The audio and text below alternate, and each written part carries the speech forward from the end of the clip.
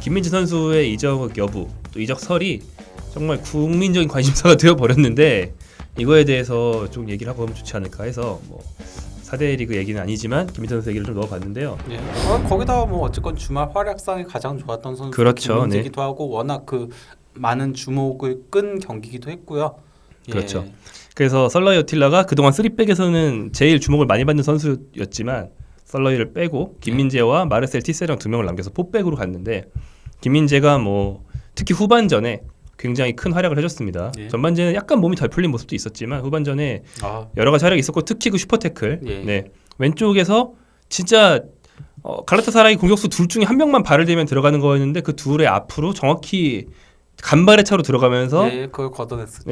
심지어 그렇게 걷어낸 거는 무조건 골라인 아웃이어야 되는데 예. 사이드라인 아웃을 시켰어요. 예. 그것까지 의도한 건 아니겠지만 정말 절묘한 그 슈퍼 수비를 좀 보여주는 그런 모습이 그러니까 있었습니다. 걷어내는 장면 자체는 약간 좀 네스타 같은 선수들이 조금 연상이 됐을 정도였죠. 물론 그 전에 옵사이드 라인을 못 맞춘 거는 김민재 선수긴 했었지만은 그걸 걷어내면서 현지에서도 그 장면들을 계속 틀어주고 했던 걸로 알고 있습니다. 네. 이 경기가 주목을 더 많이 받았던 이유는 특히나 김민재와 설러이가 최근 뭐 빅리그에서 영입설이 조금씩 나오면서 스카우트들이 많이 모일 것이다. 뭐 단순한 대업이가 아니고 쇼케이스가 될 수 있다라는 얘기 때문이었는데 일단 설러이는 아예 안 나왔고요.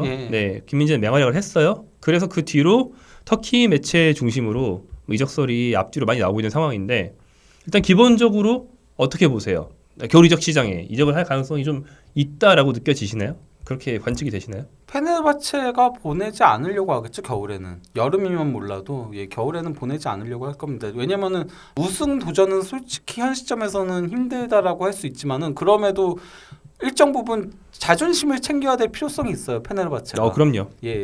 그렇기 때문에 2위라도 끝까지 노려야 될 겁니다. 안 그러면은 좀 이게 문제가 좀 심각해요. 그래서 코치 회장 입장에서도 어쨌건 나름 그 코치 그룹이 돈이 많고 그래서 투자를 한 건데 지금 너무 자기에 대한 여론들도 안 좋고 해가지고 성적을 끌어올리려고 하긴 할 겁니다. 네, 지금 김민재가 팀 전력의 절반인데, 그러니까 뭐 이게 농담이나 뭐 과장으로 하는 얘기가 아니고 김민재가 잘해서도 있지만 미드필더 공격수들이 못해서 그 김민재가 팀 전력이 진짜 절반인데 이 선수를 판다는 건 뭐 회장 사퇴 여론을 생각해서라도 가급적이면 피하고 싶겠죠. 터키 매체들의 습성을 볼 때 저는 이제 현재 나온 이적설들은 좀 과장돼 있다라고 보긴 합니다. 뭐 토트넘이 유벤투스니 많이 나오는데 터키 매체들은 호들갑이 굉장히 심하고 그래서 좀 과장해서 쓰고 취재가 잘 안 됐을 때도 그냥 쓰고 이런 경향들이 좀 있기 때문에 김민재가 어디 갈 비슷한 정황만 보이면 일단 쓰고 본다 라는 경우들이 좀 있어요. 그래서 터키 매체 보도는 뭐 영국으로 치면 뭐 더선이나 미러나 메트로가 되게 여러 개다라고 보시고 이제 받아들이시는 게 좋습니다. 한동안 그 논란이 된 건 그거예요. 김민재 선수가 바이아웃이 있긴 하지만 그것이 겨울에는 발동이 안 된다라는 얘기였는데 제가 취재한 게 100% 맞는 건 아니지만 제가 아는 한에서는 겨울에는 발동 안 된다 뭐 이런 식의 단서 조항 같은 건 없는 걸로 알고 있어요. 그래서 뭐 유럽의 빅클럽들이 다 달려들고 있느냐? 저는 당장 적극적으로 달려드는 건 아니라고 봅니다. 왜냐하면 지금 나온 토트넘 유벤투스 이거 다 그 김민재 페네르바체 가기 전부터 그렇죠. 중국에 있을 때부터 나왔던 이름들이잖아요. 이 이름들을 터키 매체들이 한 번 더 쓰는 것에 가깝고 물론 이 팀들이 아마도 김민재를 관찰은 하고 있을 겁니다. 그렇죠. 단순히 관찰을 하고 있다와 그래서 적극적으로 노린다 사이에는 좀 굉장히 큰 간극이 있는데 현재는 이제 관찰하면서 좀 확인을 하는 과정이 아닌가 이렇게 생각이 되고요. 저는 이제 이렇게 말할 수 있을 것 같아요. 페네르바체와 갈라타사라이의 이 더비 경기는 김민재에 대한 스카우팅의 정점이 아니고 시작이다. 그러니까 제가 그러니까 유럽에서 활동하는 사람에게 취재를 해봤는데 김민재가 여름에 이적을 할 가능성이 더 높지만 그쪽은 꽤 높다. 겨울에 이적은 비교적 낮다. 그런데 여름이든 겨울이든 김민재가 만약에 이번 시즌 중간이나 끝나고 이적을 한다면 그것에 대한 결정적인 영향을 미치는 건 이 이스탄불 더비를 시작으로 해서 그때부터 10경기다. 왜냐면 이스탄불 더비를 포함해서 10경기를 헤아려 보면은 딱 1월 초가 됩니다. 그러니까 그 기간 동안 김민재를 지속적으로 스카우팅을 해보고 괜찮다 싶으면 전격적으로 1월 영입 아니면 여름 영입 리스트에 올려놓고 그때부터 여름에 영입하기 위해서 협상 시작.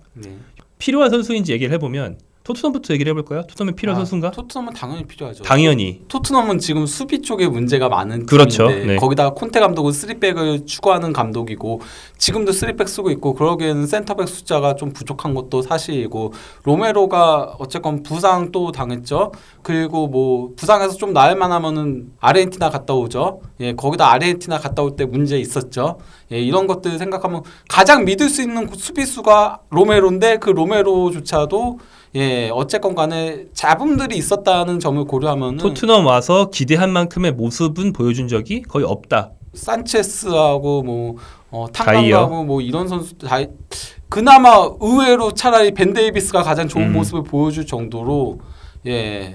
물론 그러니까 저는 토트넘의 무조건 제일 순위 영입은 패스가 되는 미드필더라고 생각을 합니다. 왜냐면 지금 콘테 감독은 그것 때문에 미치고 팔짝뛸 지경일 거예요.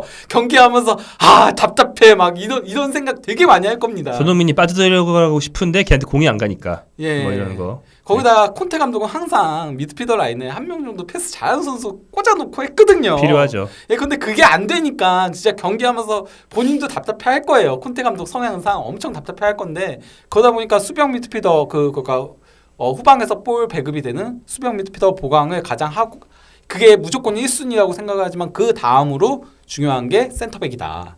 예, 제가 봤을 땐 그렇게 생각을 합니다. 유벤투스 같은 경우도 필요는 한 게 네. 지금 키엘리니가 자꾸 나가면서 네. 결국에는 보누치 더리우트 조합으로 나가는데 네, 이것도 조합상에 조금 문제가 있죠. 네, 특히 데리우트가 왼쪽에서 못하죠. 당장 지난 첼시전이 가장 대표적이었죠. 첼시전에서 왼쪽에서 계속 속칭 말해서 대형 실수들을 저지르면서 실제 실점의 빌미도 제공을 했고요. 그러다 보니까 데리우트가 세 번째 실점 허용하고 나서 보누치한테 바꾸자고 이렇게 얘기를 하는 장면도 포착이 됐거든요. 근데 보누치도 오른쪽에서 뛰는 걸 좋아하거든요. 그렇죠. 항상 키엘리니와 함께 파트너십을 짜왔었으니까요. 그런데 그런 의미에서 저는 이스탄불 더비가 되게 그것과 시사하는 바가 크다라고 생각해요. 김민재 선수가 왼쪽 센터백으로 나와가지고 좋은 모습을 그렇죠. 보여줬으니까요.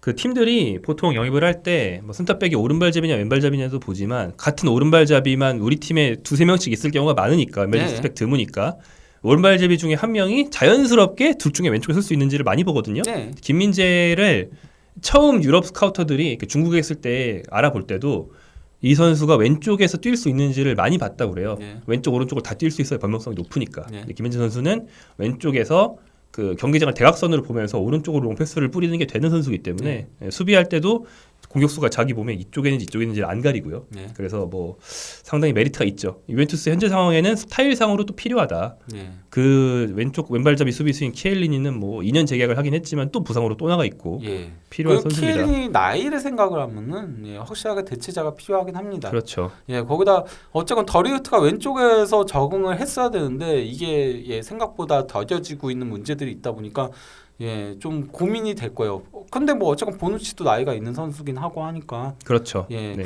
오늘 의외로 진짜 왼쪽에서는 센터백 찾기가 쉽지가 않아요. 유럽에서 현재까지 거의 반 시즌 돼 가는데 이제까지 뛰면서 보여준 모습, 유럽의 빅리그로 넘어갈 수 있는 자격, 징검다리 리그에서 충분히 보여줬다라고 봐도 될까요? 아니 근데 저도 이스탄불 더비가 사실상 시작점이라고 보기 때문에요. 왜냐면은 그 전까지는 그렇게까지 주목을 받을 만한 경기들은 크게 없었다라고 보이거든요. 경기의 비중 자체가. 네네. 근데 이스탄불 더비 있죠. 그다음에 또 베시탁스전 이제 있을 거죠.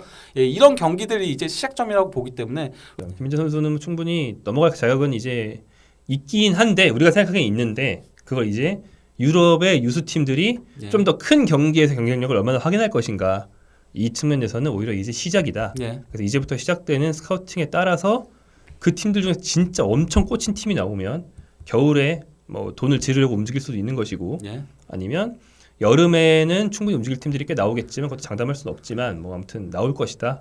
다만 페네르바체는 현재 그 팀 전체의 최후의 보루에 가까운 김민재를 쉽게 놓아줄 생각은 없을 것 같다. 그래서 아마 짐작컨대 바이아웃이 책정이 돼 있더라도 어떤 뭐 에이전트는 또 선수를 이적시키기 위해서 구단과 척지는 걸 싫어하는 경우들도 있잖아요. 그런 네. 여러 가지 관계를 고려해 볼 때 김민재 선수의 바이아웃이 상당히 낮다고 알려져 있기 때문에 그 이상의 바이아웃을 상회하는 몸값을 끌어오기 위해서 뭐 관계자들이 노력을 해야 뭐 빠른 이적이 가능하지 않을까 이런 생각도 듭니다. 요즘에는 뭐 바이아웃이 되게 낮은 선수들은 그걸 넘는 몸값이 지불되는 경우가 되게 흔하기 때문에 네. 네.